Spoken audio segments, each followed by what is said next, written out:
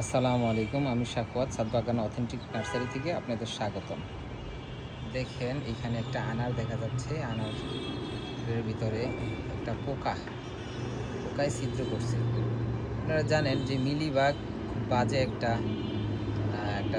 ছত্রাকের মতন, যেটা কিনা গাছে প্রচুর ক্ষতি করে থাকে।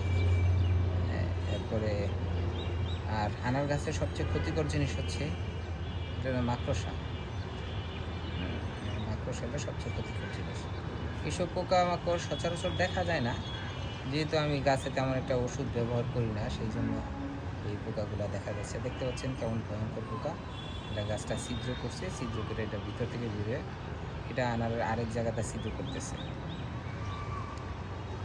তো এগুলো খেয়াল রাখতে, ওই যে দেখছেন উপরে এইখানটায় মিলিবাগ দেখা যাচ্ছে, ওই যে সাদা দেখছেন।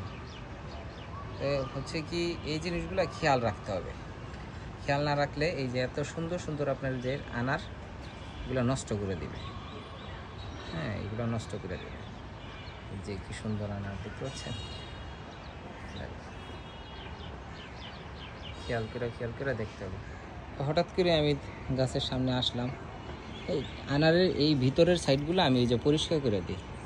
পরিষ্কার না করে দিলে দেখেন জুম করতেছি, এই যে ভিতরের সাইডগুলো আমি পরিষ্কার করে দিই। পরিষ্কার না করে দিলে হয় কি, দেখা যায় এটির ভিতরে মিলিবাগ যায়, এইখানে ছত্রাকে ধরে গাছটা আস্তে আস্তে ফলটারে পচায় দেয়। আল্লাহ আকবার। তো সে বুঝতে পারছে, সে বুঝতে পেরে চলে গেছে। দেখেন এই ভিতরে চলে গেছে, এখন নাই। দেখেন এখানে সে এইখানটায় পলায় থাকে, এই যে এইখানটায় পলায়, দেখছেন সে এইখানটাতে বাসা বাঁধছে।